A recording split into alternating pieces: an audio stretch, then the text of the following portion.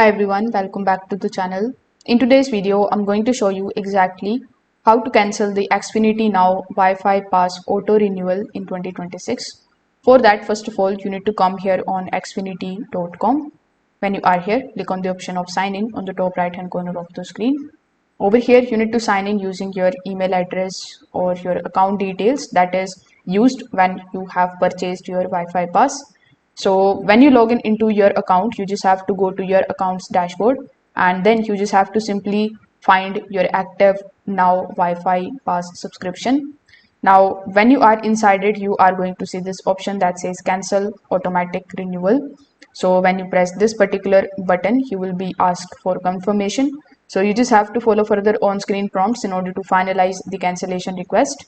You may be asked for confirming your choice, selecting a cancellation reason and verifying billing details.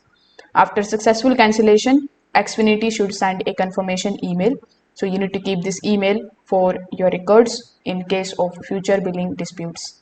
If this video helped you out, make sure that you like this video and subscribe to the channel. Thanks for watching.